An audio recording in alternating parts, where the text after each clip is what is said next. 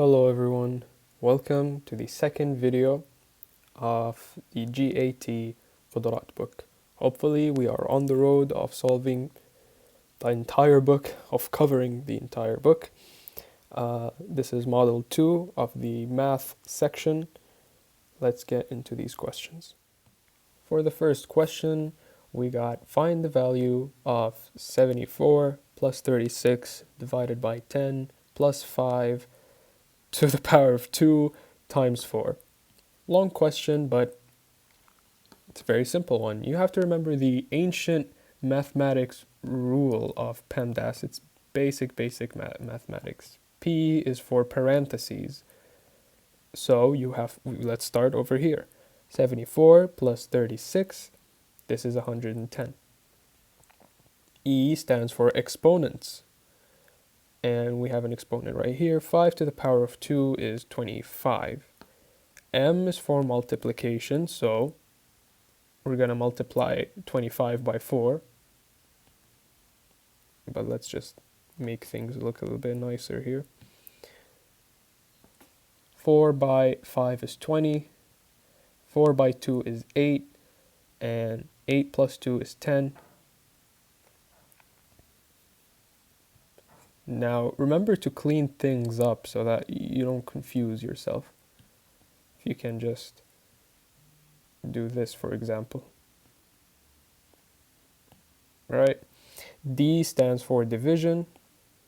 So we're going to divide, and we can see that division occurs in this part of the question. So 110 divided by 10, that is just 11. Which just means, 10 by what will give you 110, right? Division, that's just 11. And addition is the last part. So 100 plus 11, what the hell is that? Hold on. 100 plus 11, that is 111. The answer is A. Moving on to question 2, which is a compare question. You have to compare the value of A to the value of B. Value of A is 5 minus 1 over 5 divided by 5. And the value of B is negative 5 divided by 1 over negative 5. It is a very not nice looking question. And whenever you see something that doesn't look nice, you try to make it look nice. So let's take the value of A first. Although it is the more it's not difficult, but more complex to simplify. So we have 5 minus, over 5 minus 1 over 5. So how do you go on about simplifying that? Let's take the numerator part and try to simplify it first. So 5 is just the same as 5 over 1, which is, being subtracted by 5 minus 1 over 5. So to subtract here, you need to have equal denominators, right? We know that. We need these two to be equal. So what do we do in this case? We multiply top and bottom by 5, for example, because it's the easier route. Top and bottom, which is an important detail, We're going to have 25 over 5 minus 1 over 5. Now it's just, basic subtraction. 24 over 5 is your answer, right? So we have that instead of that, which is gonna look a little bit more complicated. So now on the numerator, we have 24 over 5 being divided by 5. But this is not complicated. It just looks complicated. What does that mean? So basically, we have 24 over 5 divided by 5. That is it. When you're dividing a fraction by a whole number, the way to go is to multiply the fraction by that number's reciprocal. So basically you do this. You got 24 over 5, you're going to multiply it by the reciprocal of 5. So multiplied by 1 over 5. The value stands. You haven't changed anything. Notice how the sign has changed and the number is flipped. So when the change is accordingly, you haven't done anything and forgot about something else. This is, all perfect. Then you're going to have the answer of 24 over 25. So that is value of B now. Value of A, sorry. That is the value of A. All right, from this mess, we have 24 over 25, which is pretty straightforward. Now let's go on about doing, B. Solving B. We have negative 5 over 1 over negative 5. So we have this, negative 5 over 1 over negative 5. It's the same thing. A fraction is being, a fraction is being divided by a whole number. So we have 1 over negative 5 being divided by negative 5. Of course, it's in the opposite way around. This isn't very messy. All right. This is here, and this is here. Oops. And this is here. All right. So negative 5 is just being divided by 1 over 5. So again, multiply by the reciprocal. So the reciprocal of 1 over negative 5 is going to be negative 5 multiplied by negative 5 over 1, which is the same as negative 5. So basically, we have negative 5 multiplied by negative 5, which is just 25. And so B is 25 and A is 24 over 25. I guess that the answer is obvious. The value of B is greater. Now moving on to question 3, which is a tricky one. If root x is equals to root 2 plus 1, then what is the value of x? So in any question like this, I'm gonna get into this in a little bit, but let's start with the actual question. So it is basically asking you, all right, so if root x is equals to root 2 plus 1, then what is x? So to find x, you're gonna just square it. And if you square it, you're gonna have x is equals to square root of 2 plus 1 also being squared. So then this is where this beautiful, beautiful formula comes in. It is to find the actual value of this so that you don't get it wrong. And this is a. In the formula, we have a squared plus 2a multiplied by b plus b squared. So what does any of that mean? So this is a and this is b. Please remember this formula. It is crucial. It is important. I can't stress how important it is. So as the formula says, take the root of a first. So it's going to be 2, right? Because square root of 2 squared is just 2. Plus 2ab. So take 2 multiplied by a. So basically it is 2 multiplied by a, which is root 2, multiplied by b, which is 1. All of that is just going to give you 2 by 1, so multiplied by root 2, so it's 2 root 2. So it looks like this. 2 root 2. Plus b squared, last thing, and b is just 1, so plus 1. So this is x, right? If we take all of this mess apart or away and we bring this up here, x is equals to 2 plus 2 root 2 plus 1. So let's add, like figures, and we're going to have x is equals to 2 root 2 plus 3, or 3 plus 2 root 2. Why am I saying it in the different way? Because this is gonna be your answer. 3 plus 2 root 2. C. When I actually did take the test, I put it as A, which is wrong. And the reason is I had no idea about this formula. You need to know this formula. This is the correct value when you square this. So there you go. Now, question 4 is a question that I tend to overcomplicate, but here is the simplest way possible to do it as fast as you can. When you get these questions, you get like these easy numbers, you have these easy equations, you wanna solve them as fast as you can. And the question says, if x plus y is equals to 8, and 1 over x plus 1 over y is equals to half, then xy is equals to what?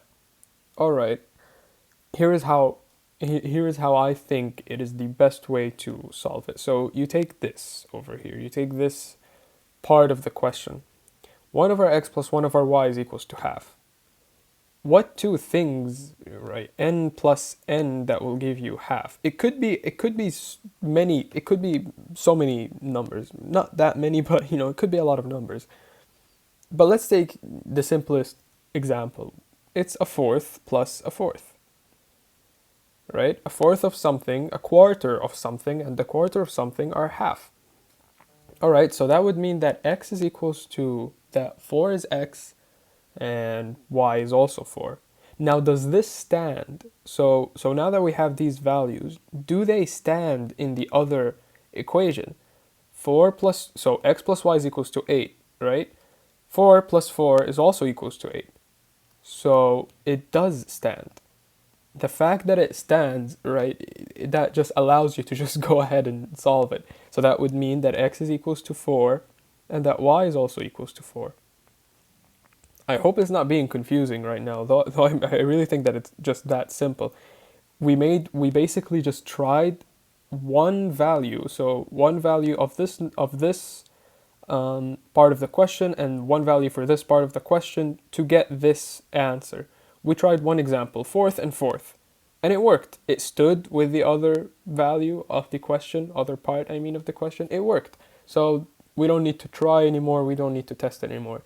This is not a foolproof method. This is by no means the way to solve this. There is an equation to, there is a formula, there is an equation, but this is how you just click. This is how you can just see it instantly and be like, oh, so if that's the case, if x is equals to 4 and y is equals to 4, then 4 by 4 is just equals to 16. And that's going to be A. Right? This is how you just have it just click. So that is the answer for question number 4. For question 5, we have find the value of 600 over 100 plus 6 over 100 divided by 6 over 1000. Now, do you remember the rule for previous question, which was when you dividing a fraction by a whole number, just multiply by the reciprocal? Well, you can also do that here, just to simplify things. I personally use this to simplify any division if it's too complicated. So let's take this portion first so that we can start solving this portion. And we're also doing Pemdas. So in rules of basic math, you have to start with division before you start with addition. So let's get started. So again, we're going to multiply by the reciprocal of 6 over 1000, which is 1000 over 6. And it's just straight through multiplication, right? So we've got 6,000 over 600. Now simplify it by taking away some zeros, as I like to say. This one goes with this one, this one goes with this one. We've got 60 over 6, which is 10. So 60 divided by 6, right? That is 10. So 6 multiplied by 10, that will give you 60. So yeah. Then we have the rest of it. So now we have 10. So basically 600 over 100 is being added to 10. And 600 over 100 is as simple as it gets, right? If you take away the zeros, it's just 6. You don't even need to do this right here. You can just see that it's 6, right? So it's 6 plus 10. That is 16.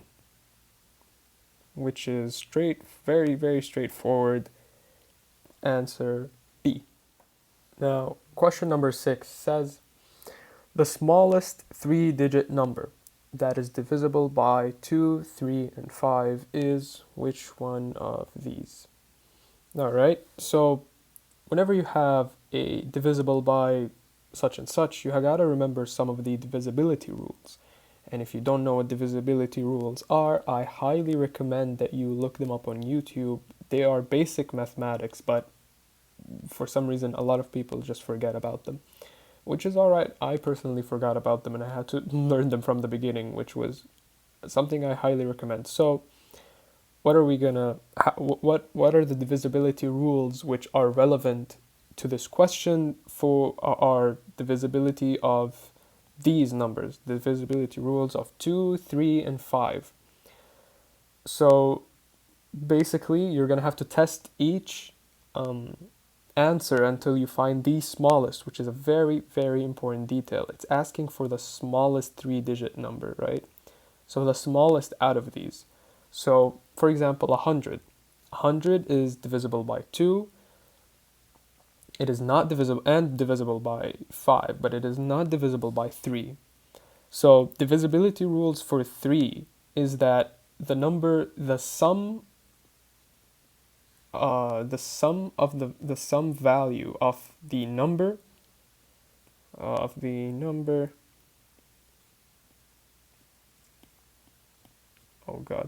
must be developed. Basically, the sum value of the number, it has to be divisible by 3.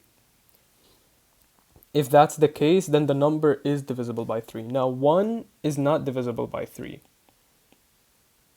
So that's why 100 is not divisible by 3. Or using basic math, you just know that 100 is not divisible by 3.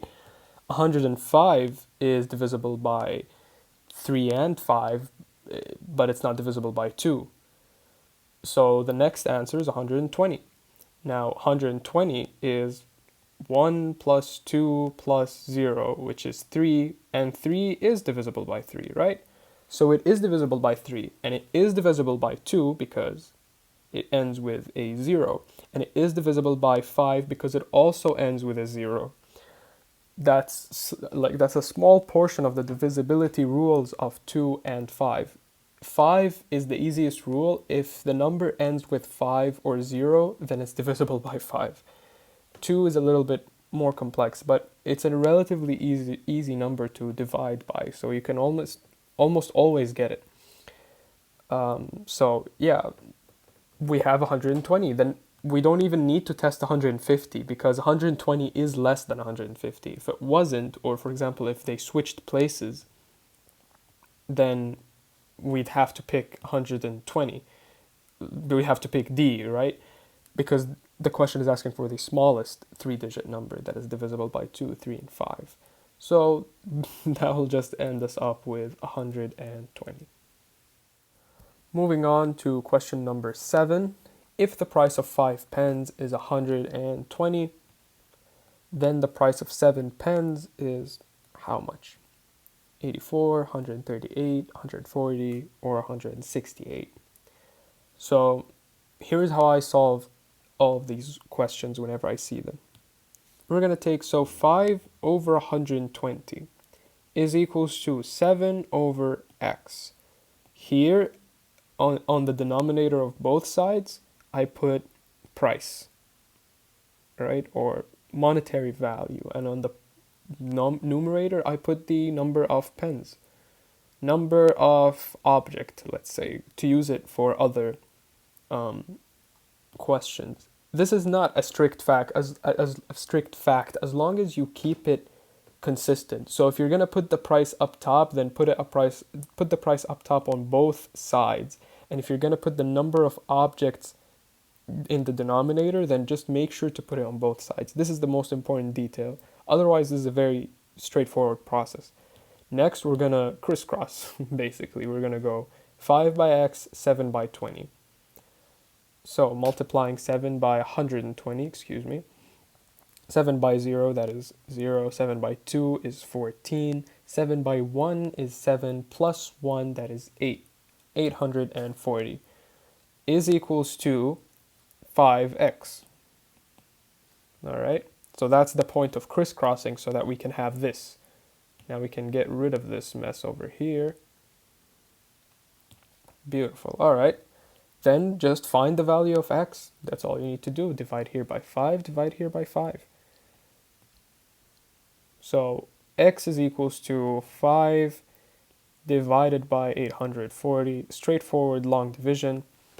How many 5s fit into 8? That is just 1. 1 by 5 is 5. 8 minus 5 is 3. And then you take 4 right here. How many 5s can fit into 34? That would be 6. Why? Because 6 multiplied by 5 is 30. Subtract that, you're going to have 4. Take down the 0. How many 4s, how many 5s fit into 40? Well, this is just 40 divided by 5, which is 8. 8 by 5 is 40. Subtract that, you'll end up with no remainder. So 168 is x. Do you see this? Do you remember this connection? Right? We went a very long way, but this is what x is. 168. And that is D. Moving on to question number 8. Now, this question, I personally solve it in a way that is kind of maybe an overcomplication. The book in of itself has an easier method, but I haven't been able to find the logic behind that method. So I'm gonna solve it my way, and if any of you guys have an idea of how to solve it faster, please leave it in the comments. That will help out a lot of people watching this video. So the question says, Saad reads 24 pages. There's a missing thing here. 24 pages in 15 minutes. How many pages will he read in 40 minutes with the same rate? So how I personally solve this type of questions, all of them, is just put the rate, right? Draw up the rate. So 24 pages in 15 minutes. Most important thing in doing these types of questions is staying consistent. Don't put the minutes down here and then on the opposite side put them up here, right?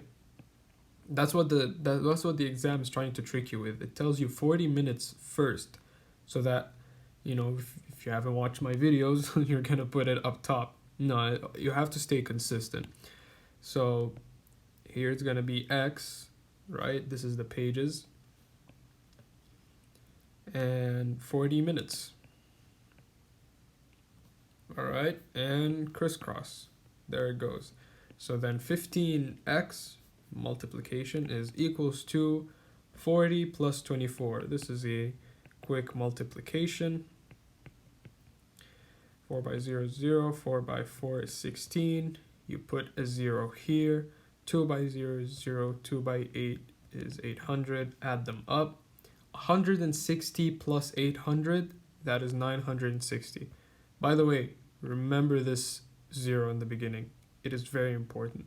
It's a very basic math rule, but a lot of people forget it when multiplying two-digit numbers by each other. So remember the 0 in the beginning. So 960. So we take all of this. So basically you're just right here, right? So let's just take it out. And now division, right? Find the value of x. We're looking for x. So now we have x is equals to 15 divided by 960. How many 15s fit into where?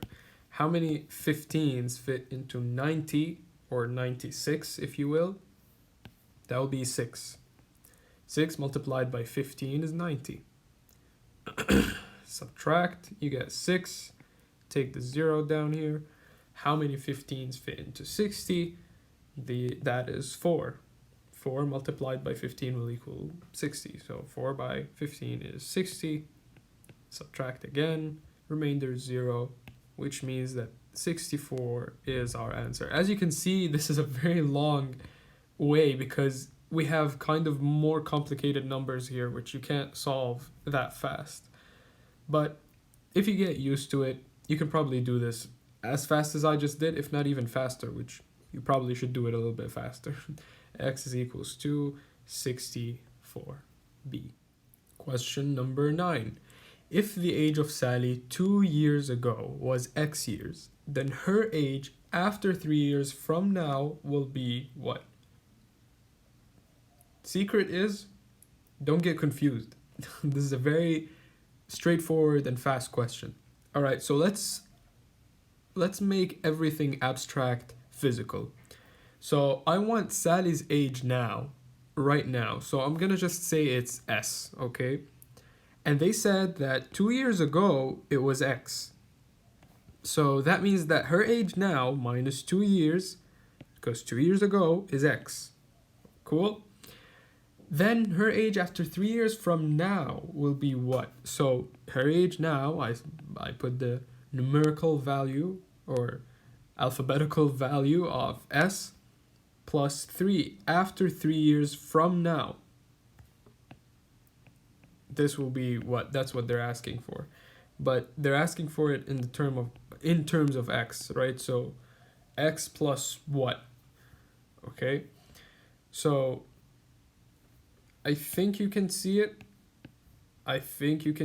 So basically, if we get her age now in comparison with X, so we're going to have to add 2. Or let me do it in a different color. We're going to add 2, right? Then we're going to have her age now. When we add 2 to this, when we add 2 to X, we're going to have her age now. So when we also add 3, because we want her age after 3 years, you'll just add 3. And you'll get X plus 5. And that is the value A. Now, question number 10 is another question which, if someone has the logic behind it, please share it with us. I'll simply share the method that I use to solve these types of questions, which is also very simple. It's not really overcomplicated, but there is no pattern behind it. It is just making sense of things. So if 3 to the power of X plus 2 is equals to 5 to the power of X plus 2, then 7 to the power of X plus 2 is what? Now, personally, this is how it made sense to me, right? So if 3 to the power of whatever is equals to 5 to the power of whatever, then for me that then X has got to be 0, because the answer has got to be 1. I was not, since this is the same number, right? So that means that if 3 to the power of 2, 5 to the power of 2, there is no way that they will be equal. If this was 3, 4, 5, regardless of what it is, there is no way that they will be equal, because just 5 is just bigger than 3. So there is no way they're ever going to be equal. So it only makes sense that whatever the top number is, it's going to be 0. So that the whole thing is going to be 1. And this was proven to me even more when the question started asking about 7 to the power of X plus 2. Like, what relation does it have with 3 to the power of X plus 2 or 5 to the power of X plus 2? So I immediately realized, I was like, oh, then, whatever this exponent is, it must be 0. So that they can actually equalize, because then this will be 1, this will be 1, and this will be 1. So this is my logic behind it, right? And I hope it makes sense to you, because this is really all I have for this question. I've even asked around. This is really the logic behind it. It's just that these numbers are just not equal. They will never be equal. And since x's here are shared, that can only make sense that the exponents are 0. And so the answer is B. Now, question 11 says the opposite figure, which is this one, represents a quarter of a circle of radius length 2 centimeters. Then the perimeter of the figure is what? A very tricky question. A very, very tricky question. I don't know how I even, got to understand it, but so first of all, I hope I've done a better job to drawing this, but I didn't. So we know that the radius length is 2 centimeters, right? So we're just going to put a 2 here to make things simpler. Now, we know that a whole circle So a full circle, the perimeter is 2 pi r. So 2 multiplied by pi multiplied by the radius, that's how you find the perimeter of the whole circle. But in this case we have 1/4 of it, a quarter. A quarter is just 1/4. So then we're gonna have to get 1/4 of 2 pi r. And in this case we have r, right? So then it's gonna be a quarter of 2 multiplied by pi multiplied by 2, which is equals to 4 pi. So it's just a quarter of that. So 1/4 of 4 pi, that's just of 4, I guess, that is 1. So then our answer is pi, that's the perimeter, right? Well, that is an incomplete answer, believe it or not. That's not it. In actuality, this is a quarter of a circle and you want to find the perimeter of it, which means that side lengths matter. And we did not account for these side lengths. The thing is, why this is tricky is because we look at a circle. This is an oval shape, but we look at a circle. And when we divide it into 4 sections, what we tend to do is we tend to forget that these are imaginary lines, abstract. They're not real. If they are real, then that's a whole different story. Because in this case, they are real, right? So that means that they have a value, they have a side length. So this is 2 as well, because this is the radius. So you can't just forget about it, you're gonna have to add it in. And so the answer is pi, that's the perimeter of the quarter of the circle, plus 4. And the 4 comes from these side lengths, which we have completely forgotten about because we are used to just seeing this figure and being like, oh, this is an abstract line, no one cares about it. But in here, in this question, it's specified to you that this is a quarter of a circle. So these lines right now are real, which is why the answer might have caught you off guard. It is actually pi plus 4. Question 12, very straightforward question. Find the perimeter of an equilateral triangle if its side lengths are 5x minus 1, 19 plus x, and 19 plus 5. Now, an equilateral triangle is one of my favorite shapes. Look at it. It's as simple as, well, I don't advise you to actually draw it during the exam. It will just take too long. All right, but all of these sides are equal. So if this is 5x minus 1, that means that it's equal to, let's say, 19x, 19 plus x, and 19 plus x over here. They're all the same. They're all equal. So let's just take 2 of them and try to find x first, because after we find x, all we need to do is plug it back in here and then add all of these together to get the parameter. That is really all you need to do. So let's relax a little bit and do it together. We have 5x minus 1 is equals to 19 plus x, right? You add 1 to each side so that you get rid of this. You get 5x is equals to 20 plus x.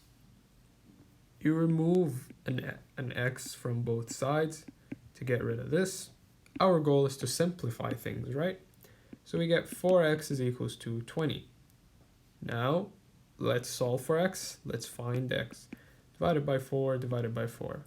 4 multiplied by what gives you 20? Well, that is just 4 multiplied by 5. So, x is equals to 5 because 20 divided by 4 is 5. And that is not the answer. It's not even in the thing, but if it was in one of the choices, do not just be like, oh, finally I found the x, so I'm just going to plug it in. So no, you have to remember what the question is asking for, the perimeter of an equilateral triangle. All right, let's plug it in. So let's plug it in here. We get 5 multiplied by 5 minus 1, which is this is 25 minus 1, that is 24. And remember when I told you I love this triangle? Every side length is just equal. So that means that if this is 24, then this is 24, and then this is 24. And thus the perimeter is as simple as just adding 24 plus 24 plus 24, or 24 multiplied by 3. 3 multiplied by 4, 12. 3 multiplied by 2, that is 6, plus 1, 7. So the perimeter of an equilateral triangle, or of this equilateral triangle, is A, 72. Now question 13 and the last question for today until part 2. In the opposite figure, find x. This is x. And this is x as well. Alright, now there's a rule here that maybe I will cover more in depth in other videos when I'm covering the strategies. Or actually, I will cover it when I'm covering the strategies section. To find, this is called an exterior angle, because it's an angle that is on the exterior of the triangle, right?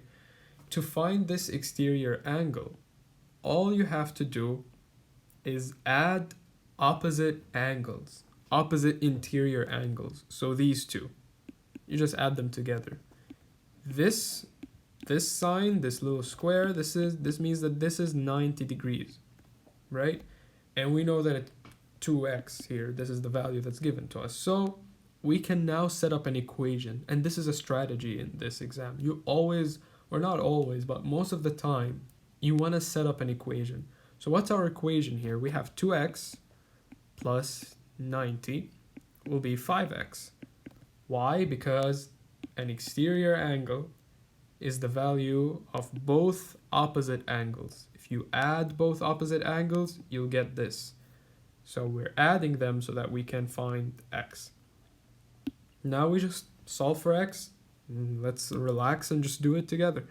We're going to take 2x from both sides to simplify matters, and we have 90 is equals to 3x. Now it's just simple division. So let's just flip them so that things are just easier to see. So then x is equals to 90 divided by 3. 3 multiplied by what will give you 90? That is 30. And so x is just equals to 30. The question here is just asking for x. We found x. And that's really it. Thank you so much for tuning into this video. I hope it was educational and in whatever way possible entertaining. Thank you for taking care of yourself, trying to ace this exam. Please keep studying, please keep practicing. You got this. And Allah يوفقكم جميعا.